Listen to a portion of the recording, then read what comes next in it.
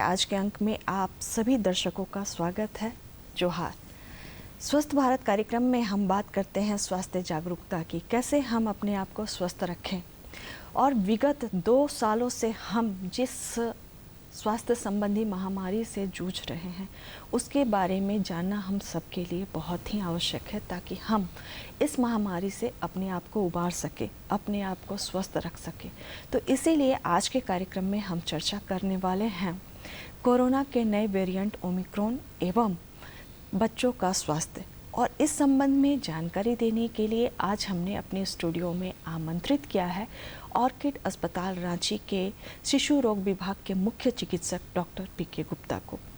Doctor Gupta, आपका हमारे कार्यक्रम में स्वागत है। बच्चों के स्वास्थ्य के बारे में और ओमिक्रॉन के बारे में तो हम लोग बात करेंगे ही, लेकिन कार्यक्रम की शुरुआत हम करते हैं कोरोना के बारे में, कोरोना की चर्चा से। कोरोना अलग अलग रूपों में हमारे सामने आ रहा है और हम इसे ना चाहते हुए भी इसके संपर्क में आ रहे हैं, इससे संक्रमित हो रहे हैं। तो अपने आप को कैसे बचाएं? कोरोना का नया वेरिएंट किस तरह से हमें प्रभावित कर सकता है? देखिए, ये अब तो 2 साल हो चुके हैं। आई थिंक सभी को जो है ये समझ में आ गया है कि कोरोना एक बीमारी है जो कि सांस की बीमारी है, फैलती है सांस के द्वारा, खांसी के द्वारा, एयरबॉर्न इन्फेक्शन है, जिससे कि बचने के लिए बहुत सी चीज़ें बताई गई। वही कोरोना जो अभी ओमिक्रॉन के रूप में आप सुन रहे हैं, ये वेरिएंट है कोरोना का ही। अब कोरोना था, कोरोना है, कोरोना रहेगा, ये सोच करके अब आदमी को सोचना है कि उसके साथ हम बच के कैसे रहें जी। और जहाँ तक ये ओमिक्रॉन क्या है, जो एक भय पैदा हुआ है पूरे समाज में, क्योंकि ओमिक्रॉन जो है उससे कई गुना ज़्यादा, 5 गुना, कम से कम 5 से 10 गुना ज़्यादा फैलने की क्षमता है इसकी। लेकिन एक खुशी की बात भी साथ में है कि ये उतना फैटल नहीं है जितना डेल्टा वायरस था इसका, जो इसका डेल्टा वेरिएंट था कोरोना का। ये वेरिएंट क्या होता है, पहले ये समझने की कोशिश करें। जी जी। तो कोरोना एक वायरल डिजीज़ है जिसके वेरिएंट होते रहेंगे। ये वेरिएंट क्यों होते हैं? क्योंकि वेरिएंट 2 तरह से होते हैं। एक तो आदमी के अंदर ही अगर बहुत ज़्यादा इम्यूनोसप्रेसेंट है, जैसे बहुत बीमार रहता हो, जैसे HIV की बीमारी हो, कैंसर की बीमारी हो, उनके बीच में अगर वो कोरोना जो है पल गया, रह गया बहुत दिनों तक और सीरियस रह गया मरीज, तो उसमें वेरिएशन जो है उसी के वेरिएशन तब होते हैं। इसीलिए जो ओमिक्रॉन वेरिएंट आया ये अफ्रीका से आया। अफ्रीका एक ऐसा देश था जहाँ की बहुत ही कम वैक्सीनेशन हुआ था, गरीबी भी वजह थी, पूरे WHO ने, संसार ने उसको ध्यान नहीं दिया, और वहाँ HIV के भी बहुत ज़्यादा केस हैं और गरीबी भी है। तो वहाँ जो कोरोना का वेरिएंट, इसीलिए सबसे पहला वेरिएंट जो आया ओमिक्रॉन नवंबर में जो ट्रेस हुआ वो अफ्रीका से हुआ। तो ये जो बीमारी है, इस बीमारी को रोकना ही, अभी ट्रीटमेंट तो देखिए कुछ नहीं है एक सिवाय वैक्सीनेशन के, और वैक्सीनेशन कराना ही अभी हमारे लिए सबसे बड़ी चीज़ है कि हम वैक्सीनेशन कराएं। तो पहले कोरोना के वेरिएंट को तो आप समझिए कि ओमिक्रॉन क्या है। ओमिक्रॉन कोरोना की ही एक मतलब वेरिएंट है जिसके अंदर जो है 35 उसमें म्यूटेशंस हुए हैं उसके प्रोटीन स्पाइक्स में। मतलब एक कोरोना वायरस के जो स्पाइक्स हैं, जो जाकर के मतलब एंटीजन जिसको बोलते हैं, जाकर के बॉडी में जाती है, तो उसके जो स्पाइक्स में 35 म्यूटेशंस हो गए। तो वो इतना स्ट्रॉन्ग म्यूटेशंस है कि और ही ज़्यादा स्प्रेड कर रहा है। तो पहले ये समझिए कि ओमिक्रॉन क्या है। ओमिक्रॉन तो समझ में आ गया। अब ये ओमिक्रॉन को हमारे देश में हुआ है, अभी 200-250 केस हुए हैं। तो इतने बड़े पॉपुलेशन में 200-250 केस नहीं हैं, इसको सोच के खुश नहीं होना चाहिए, इसलिए कि हमारे यहाँ उतने टेस्ट नहीं हो रहे हैं। अब ओमिक्रॉन सिम्टम क्या है उस कोरोना से इस कोरोना में, ये मैं आपको साथ में इसलिए बता रहा हूँ कि दोनों में कंपैरिजन हो जाएगा। जो कोरोना का डेल्टा वेरिएंट था जी, वो जो भी स्प्रेड होता था, जब होता था तो बीमारी जो है सीवियर रूप में ही आती थी, और सीवियर रूप में एक स्वीट हाइपोक्सिया तक हुआ कि लोगों को पता तक नहीं चला, सांस अचानक जो ऑक्सीजन लेवल कम हो गया, और उसके बाद जो है सिम्टम्स उतने ज़्यादा नहीं आए। लेकिन ये ओमिक्रॉन के साथ क्या है कि ओमिक्रॉन में सिम्टम्स हैं, माइल्ड सिम्टम्स हैं। सिम्टम्स वही हैं वायरल डिजीज़ के जो सिम्टम्स होते हैं, कोई अलग से सिम्टम नहीं है। वही है कि वीकनेस होगा, जुकाम होगा, खांसी होगी, बुखार होगा। बस जैसे हम लोग भी बच्चे आते हैं देखते हैं, तब ऐसा तो नहीं कि सबका टेस्ट करा दें, क्योंकि यहाँ टेस्ट उतना होता नहीं, जी हाँ। उतना पॉसिबल नहीं है। तो टेस्ट नहीं होता है, तो इसलिए अब एक ही चीज़ बचती है हमारे पास, वो है बचाव। जी जी। कि हम बचाव की तरफ बढ़ें, और उसमें अभी आप देखिए वैक्सीनेशन है। गवर्नमेंट ऑफ इंडिया ने, स्टेट गवर्नमेंट ने, सब ने मिल कर के वैक्सीनेशन का ड्राइव चलाया, और आज इतने दिनों बाद अब करीब करीब 100 करोड़ ज़रूर पार हो गया, लेकिन अभी भी परसेंटेज ये है कि जितना वैक्सीनेशन होना चाहिए था 50% लोगों को कंप्लीट वैक्सीनेशन हुआ है। जी। आज के डेट में इतना ड्राइव चलाने के बाद 110-15 करोड़ जो है करीब करीब वैक्सीनेशन हो चुके हैं, जिसमें सिंगल डोज के ज़्यादा हैं, डबल डोज के अभी भी कम हैं। तो ये जो कंप्लीट वैक्सीनेशन नहीं हुआ है, तो अगर ओमिक्रॉन का डर किसी के मन में ज़रा भी है, या अगर उसको लग रहा है कि ओमिक्रॉन फैलेगा और फैलेगा भी, ये भी नहीं कि आज 250 है तो 250 रहेगा, ये बढ़ेगा, चाहे ये फरवरी में बढ़े, चाहे मार्च में बढ़े, चाहे जनवरी में बढ़े, लेकिन इसके लिए पैनिक होने की ज़रूरत नहीं है, बचने की ज़रूरत है। और बचने के लिए जो सबसे पहला कदम है, जी।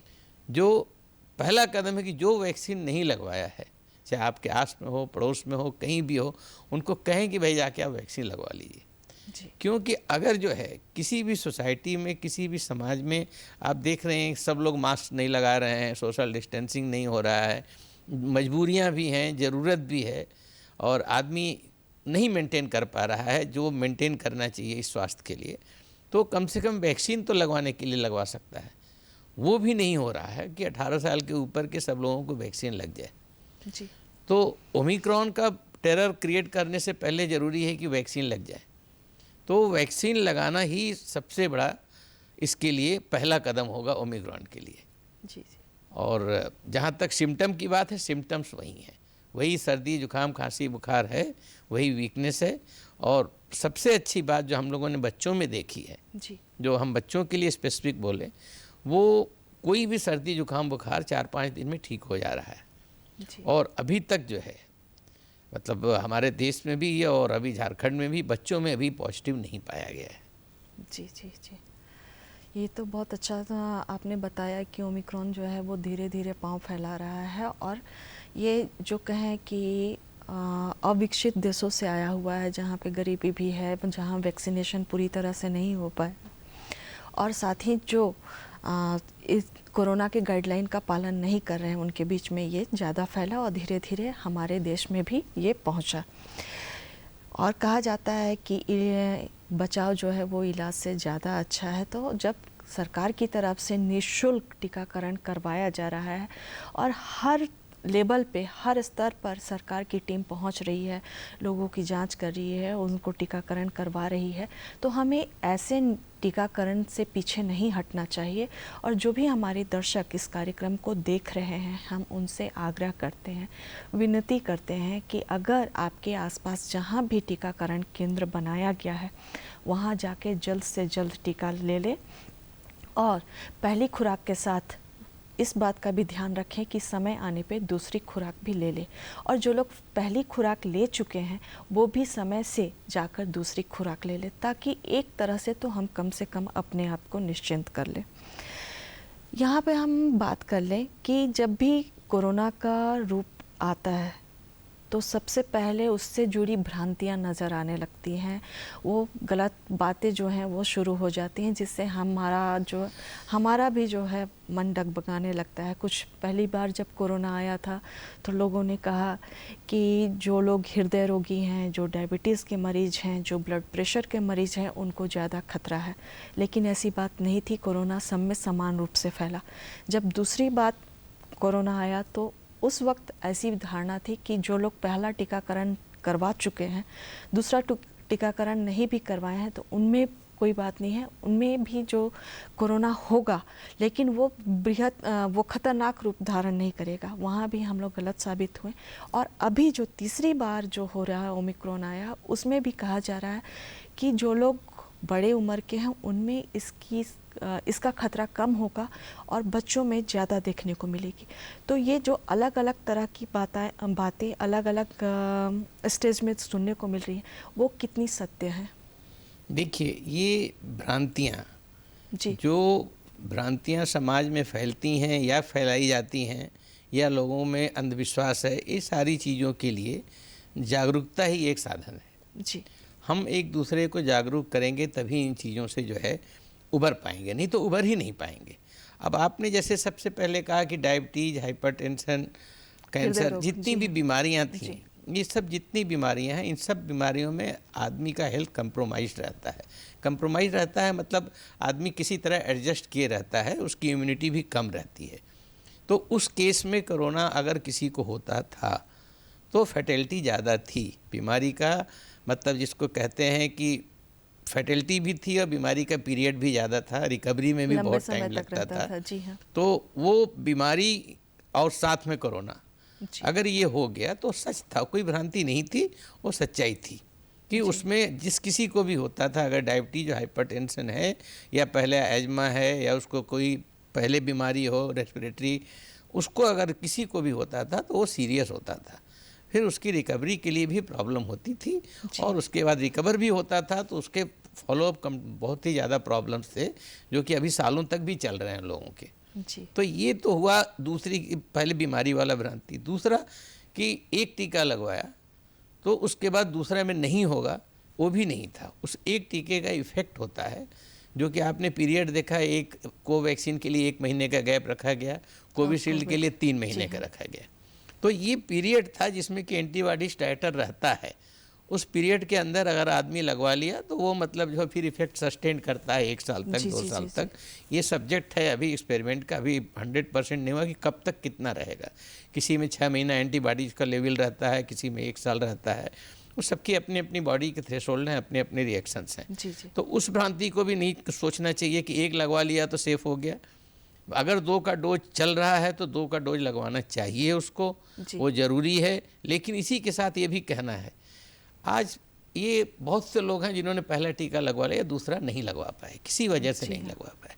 मान लीजिए 6 महीने का गैप हो गया, जब उनको 3 महीने के गैप के बाद नहीं लग पाया तो ये ड्रॉप आउट केस है। ऐसा नहीं है कि फिर दूसरा लगेगा नहीं डोज, वो फर्स्ट डोज माना जाएगा, फिर सेकेंड डोज लगेगा। जी। ये चीज़ें बहुत क्लियर नहीं है लोगों में। ये भ्रांति कह रहे अब तो छूट गया, तब जाने तो अब कुछ नहीं होगा, लेकिन नहीं, उसको जाकर के कंप्लीट करना चाहिए। उसके बाद अभी तो बात चल रही है, अभी बहुत ही एक्सपेरिमेंटल स्टेज है इंडिया में, अभी कोई भी उसका वो नहीं हुआ है कि आपको थर्ड मतलब बूस्टर देना है कि नहीं। 1 साल कंप्लीट हो गया तो बूस्टर देना है कि नहीं, अभी वो बात चल रही है और अभी कोई डेफिनेट नहीं है कि ज़रूरी है कि नहीं है, क्योंकि एंटीबॉडी लेवल कोई मतलब वो नहीं है, क्राइटेरिया नहीं है। जी। तो इसलिए जो गाइडलाइंस गवर्नमेंट करती है, एक अपनी रिसर्च संस्था है जो अपने देश के पॉपुलेशन के हिसाब से उसको देख करके, एफिनिटी को देख करके करती है कि इनको टीका लगना चाहिए, इनको नहीं लगना चाहिए। बहुत सी भ्रांतियां थीं, लोग बोले पहले 1-1 महीने पर था, फिर 3 महीना क्यों कर दिया गया। ये सब इस चीज़ें एक्सपेरिमेंट के बाद ही होती हैं। एक तो ये वैक्सीन वैसे ही बहुत जल्दी आई जी, और उसके बाद जो इसके इफ़ेक्ट्स भी, बहुत से लोगों ने भ्रांतियाँ फैलाई कि साइड इफ़ेक्ट बहुत होता है इसलिए लोग नहीं लगवाए। ये नहीं केवल हमारी ही कंट्री में नहीं हुआ, लिटरेट कंट्री में भी, इवन अमेरिका तक में भी 100% लोगों ने वैक्सीन नहीं लगवाया, यूरोप में भी नहीं लगवाया। तो ये भ्रांतियाँ हर जगह हैं। चूँकि बीमारी नहीं है, वैक्सीन नया है, दवाइयाँ कोई नहीं है जी, तो हर जगह भ्रांतियाँ हुई। दवाइयों में भी भ्रांतियाँ हुई, ये दवाई फ़ायदा करती है, ये नहीं करती है, ये दोनों मिला के करती है, नहीं करती है। बहुत सी चीज़ें ऐसी हुई। चूँकि बीमारी नहीं थी तो अप्रोच में भी डिफरेंट जगह से अप्रोच किया गया। तो इन भ्रांतियों से तो बच के रहना है, क्योंकि देखिए बेसिक चीज़ बताई गई वो थी कि कोरोना प्रोटोकॉल। जी हाँ, इस चीज़ को आदमी को गांठ बांध लेना चाहिए। उसके बाद जो कुछ होता है वो तो ठीक है, वो बीमारी की सीवियरिटी, लेकिन जो प्रोटोकॉल है उस प्रोटोकॉल को 100% फॉलो करना चाहिए। अब प्रोटोकॉल क्या है सभी को मालूम हो चुका है जी। कि वैक्सीन लगवाना चाहिए, मास्क पहनना चाहिए, हाथ अच्छे से धुलना चाहिए, सैनिटाइज करना चाहिए और सोशल डिस्टेंसिंग मेंटेन करना चाहिए। वैसी जगह नहीं जाना चाहिए जहाँ की बहुत क्राउडेड हो और जहाँ वेंटिलेशन नहीं हो जी। जैसे पिक्चर हॉल था, आपका हॉल था, कोई भी कम्युनिटी हॉल था, कि जहाँ पर वेंटिलेशन नहीं हो और बहुत ज़्यादा लोग इकट्ठे हों। ये कोरोना प्रोटोकॉल्स के 5-6 चीज़ें थीं जो कि सबको फॉलो करना चाहिए था। ये नहीं कि केवल एक ही जगह, कहीं भी जाएं, और घर में रहें वहाँ भी फॉलो करना चाहिए, बाहर थे वहाँ भी फॉलो करना चाहिए था। लेकिन जब लोगों ने नहीं किया वहीं वहीं ज़्यादा फैला। जी जी। हम बात कर रहे हैं आज बच्चों के स्वास्थ्य की, और जैसा कि आपने कहा कि ओमिक्रॉन जो है उसके लक्षण जो हैं वो सामान्य वायरल फीवर की तरह ही होते हैं, सर्दी बुखार के साथ होता है। तो ऐसे में पहचान करना बहुत ही मुश्किल हो जाता है कि ये कोरोना के लक्षण है या वायरल फीवर के लक्षण है।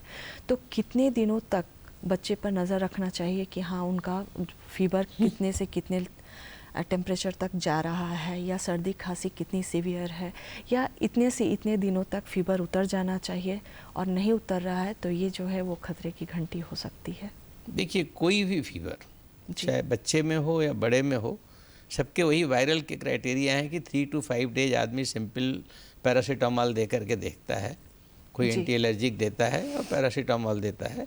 अगर 3 to 5 डेज में उसकी सीवियरिटी बढ़ती है, फीवर तो एक सिम्टम है, वो तो कोई बीमारी नहीं है। जी हाँ। अगर उसकी सीवियरिटी बढ़ती है, जैसे पहले पैरासीटामोल देने से बुखार उतर जाता था, 2 दिन 3 दिन बाद पता चला कि नहीं बुखार नहीं उतरा, बच्चा टॉक्सिक हो गया, बच्चा खाना पीना खाना बंद कर दिया, लेथार्जिक हो गया, बेहोशी सी, तो उसके लिए टेस्ट ड्राइव फिर शुरू हो जाता है। सारा टेस्ट करते हैं। सारा टेस्ट करने में अब के समय में चूँकि ओमिक्रॉन भी है, तो अगर बच्चे का बुखार 3 से 5 दिन में नहीं ठीक हुआ तो हम कोविड टेस्ट भी कराते हैं। जी जी। तो ऐसे टेस्ट कराने पड़ते हैं अगर बुखार 3 से 5 दिन में नहीं ठीक हुआ या बच्चा ज़्यादा सीरियस होना शुरू हो गया। तो इसलिए सबसे पहला क्राइटेरिया यही है।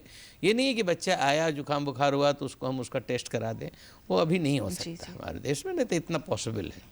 तो इसलिए उसके लिए अभी हमको इंतज़ार करना पड़ता है। 3 to 5 डेज हम लोग वेट करते हैं और बच्चे को ऑब्जर्व करते रहते हैं, और उनको रेड फ्लैग साइन जिसको कहते हैं सीरियस होने का, वो बता देते हैं माता पिता को। अगर ऐसा होता है तो आप तुरंत लेकर के आइए।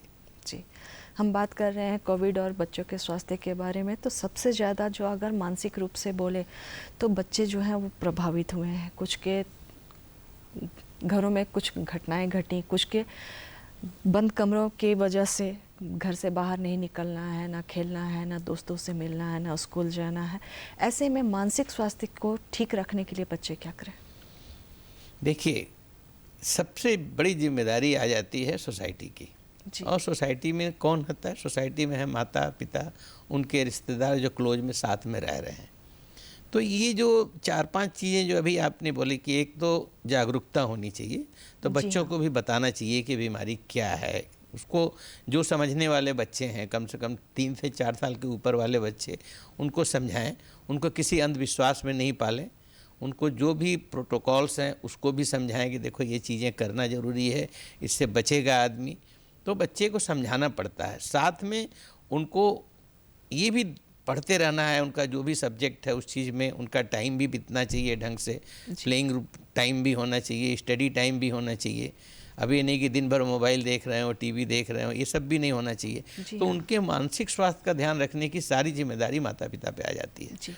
और अगर माता पिता उसको जो है ठीक से समझाएंगे, समझाना पड़ता है, कोई चीज़ भी फोर्स नहीं कर सकते आप।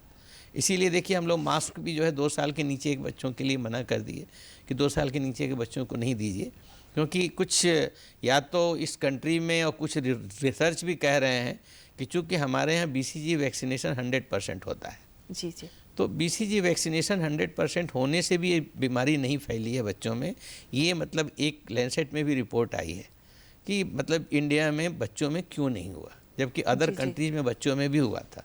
उसी तरह ओमिक्रॉन अभी इंडिया में बच्चों में नहीं देखा गया, अभी नहीं के ही बराबर कहीं है। रिपोर्ट ऐसा नहीं हुआ है कि बहुत छोटे बच्चों को हुआ हो।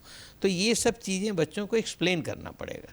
इस चीज़ों को जब तक आप ठीक से नहीं समझाएंगे, बच्चे की उत्सुकता नहीं ख़त्म करेंगे, तो बच्चे को मेंटल प्रॉब्लम होगी। तो बच्चे को जितना समझाएंगे, और बच्चे को ऐसा मत समझिए उसके पास दिमाग नहीं है, उसको समझाइए, अच्छे से टाइम दीजिए और हर एक चीज़ उनका टाइम बांटिए। उनको खेलने का भी टाइम दीजिए, पढ़ने का भी टाइम दीजिए, उनका काउंसलिंग बहुत ज़रूरी है। तो बाकी सब चीज़ें अपने आप टाइम से हो ही रही हैं। अभी स्कूल खुलने की बात हो रही, स्कूल खुला भी, बीच में फिर हो रहा है कि बंद किया जाए, क्या किया जाए। अभी जो कंडीशन है उसमें सावधानी के साथ अगर होगा तो स्कूल भी खुलेगा, वो भी चलेगा। हाँ, स्टैंडर्ड 6 से हमारे यहाँ जो स्कूल हैं वो सभी खुल चुके हैं। कई जगह तो छोटे उम्र के बच्चों के भी स्कूल खुल चुके हैं और बच्चे स्कूल भी जा रहे हैं। तो अभी आपने जिक्र किया कि जिन बच्चों में BCG या पूरा टीकाकरण हो चुका है, उनमें छोटे बच्चों में नवजात से लेकर आपके 2 साल तक या 3 साल तक जिन बच्चों का टीकाकरण सही ढंग से हुआ है, उनमें इसका खतरा कम है। तो इससे पता चलता है कि बच्चों का टीकाकरण करवाना कितना आवश्यक है। यहाँ पे हम जानना चाहेंगे 5 से 14 के बीच में जो है वो ज़्यादा खतरा कहा जा रहा है, ऐसा क्यों? देखिए, खतरा इसलिए कि वो बच्चे बाहर खेलते हैं, सबके बीच में रहते हैं और कोविड बिहेवियर, अप्रोप्रिएट बिहेवियर वो नहीं मेंटेन करते हैं। आप बच्चे को फोर्स नहीं कर सकते कि वो आपस में बात नहीं करें, मास्क लगा करके रहें, एक दूसरे का छुआ खाना नहीं खाएं, सफाई करें, हाथ सैनिटाइज करें। ये बच्चों में फैलने का डर केवल इसीलिए है कि भाई उनको मना करना बहुत मुश्किल है। आप बड़े को तो मना नहीं कर पा रहे हैं तो छोटे बच्चों को कैसे मना करेंगे। तो ये स्कूल जो बंद किया गया था इसीलिए किया गया था कि भाई हम उन्हें फोर्स नहीं कर सकते, हम मना नहीं कर सकते। बच्चे हैं वो तो खेलेंगे, एक साथ रहेंगे, एक साथ करेंगे। तो अगर ये बीमारी स्प्रेड होती है बच्चों में तो फिर अनकंट्रोल्ड हो जाएगी। और फिर बच्चे हैं तो मतलब माता पिता भी ज़्यादा चिंतित होंगे, इसलिए वो लोग अभी भी देखिए 50% भी भेजने को तैयार नहीं है। तो ये चीज़ है कि डर तो है, लेकिन वहीं बच्चों को अगर आप फुल्ली वैक्सीनेटेड करा के रखते हैं अदर बीमारी से, जैसे कोई भी है, जैसे इन्फ्लुएंजा का वैक्सीन है, ठीक है, कॉस्टली वैक्सीन है, गवर्नमेंट नहीं देती है, लेकिन जो अफोर्ड कर सकते हैं वो वैक्सीन को तो लगा सकते हैं ना। उससे जुकाम खांसी तो कम होगा, चांसेस तो कम होंगे। जी हाँ। तो कुछ पोर्शन तो मतलब सेफ होगा। अब ये ठीक है, इन्फ्लुएंजा से कोरोना बचेगा नहीं बचेगा बात की चीज़ है, लेकिन ये है कि है तो अभी उसकी बीमारी, उसमें भी जुकाम खांसी होता है। इन्फ्लुएंजा ही पहले था, इन्फ्लुएंजा के बाद ही उसी फैमिली का तो कोरोना आया। ये तो सब म्यूटेशंस ही हैं एक तरह से। जी। तो चूँकि अब बच्चों के लिए टीका नहीं आया है, तो हम आपसे जानना चाहेंगे कि जो नवजात से और लेकर 2 या 3 साल तक जो लगातार टीकाकरण चलाया जाता है, वो बच्चे जो बच्चों की माँ देख रही हैं इस कार्यक्रम को, उनको ये बता दें कि कौन कौन सा टीका वो लगवा ले तो अच्छा रहेगा। देखिए, नवजात से लेकर अभी जो भ्रांति, पहले तो ये देखें, जो माँ प्रेग्नेंट हो जाती है जी, वो फर्स्ट ट्राइमेस्टर छोड़ दीजिए तो सेकेंड ट्राइमेस्टर ऑनवर्ड्स जो है वो टीका लगवा सकती है जी। पहले तो ये था कि लगेगा कि नहीं लगेगा, तब क्लियर हो गया, लगवा सकते हैं। जी हाँ। फिर उसके बाद लैक्टेटिंग मदर, जो बच्चा को दूध पिला रही है माँ, उसको भी टीका लगवा सकती है अगर तब नहीं लगा है तो। ये तो हुआ कि उसको पहले अपने को प्रोटेक्ट कर ले, मदर जो है। हाँ। उसके बाद बच्चा है, बच्चे को कभी भी टीका बंद नहीं किया गया, पूरे कोरोना काल में भी नहीं बंद किया गया था। कुछ गवर्नमेंट के हॉस्पिटल्स में भीड़ की वजह से या कोरोना स्प्रेड होने की वजह से बंद किया गया था, लेकिन वैसे बंद नहीं हुआ जी। कोई प्रोटोकॉल नहीं था कि वैक्सीन नहीं लगाना है। उस समय भी भ्रांति फैली कि वैक्सीन बंद कर दो, मत लगाओ बच्चों को, लेकिन ऐसा नहीं था। जी हाँ। और वो बच्चे जो वैक्सीन उस पीरियड में नहीं लगवाए वो लोग भी आ करके लगवा लें, और बाकी जितना वैक्सीन्स का शेड्यूल है जी, उसको ज़रूर कंप्लीट करें, क्योंकि अदर बीमारी नहीं होगी तो शायद फिर अब बच्चा हेल्दी रहेगा तो कोरोना से फाइट भी कर सकता है। अगर वही कमज़ोर हो गया, उसको कोई अदर बीमारी जिनके लिए वैक्सीन लगना है, अवेलेबल है, जिससे प्रोटेक्शन हो सकता है, जैसे मीजल्स है, खसरे की बीमारी है, टीबी है, कोई भी बीमारी है जिसका कि अवेलेबल है वैक्सीन, अगर वो वैक्सीन अवेलेबल है तो ज़रूर लगवा लेना चाहिए। और कम से कम जितना कर सकते हैं उतना तो करें। आज हमारे पास कोरोना के ट्रीटमेंट जो है क्लियर कट नहीं है कि कोई ये ट्रीटमेंट है जी। और जो है, जैसे आपको मोनोक्लोनल एंटीबॉडीज आई है, वो इतना कॉस्टली है कि हर आदमी अफोर्ड नहीं कर सकता है। फिर तो वही हुआ कि हर आदमी चाँद पे जाना चाहता है, वो तो नहीं हो सकता है क्योंकि वो इतना कॉस्टली है, कोई नहीं कर सकता। ठीक है, स्पेसिफिक दवाइयाँ भी आ गई हैं, अभी इस कंट्री में नहीं अवेलेबल हैं, आएंगी, सब चीज़ें हैं, साइंस अपना काम कर रहा है, लेकिन अभी चूँकि हमारे पास जो चीज़ अवेलेबल हम वो करें, वो हमको और स्वस्थ रहने के लिए जो कोरोना का प्रोटोकॉल है उसका पालन करते रहें। डॉक्टर गुप्ता, आप हमारे बीच में आए और कोरोना के नए वेरिएंट के बारे में इतनी जानकारी हमारे दर्शकों को दी, इसके लिए आपका धन्यवाद। और हम अपने दर्शकों से लेते हैं इजाज़त। जोहार।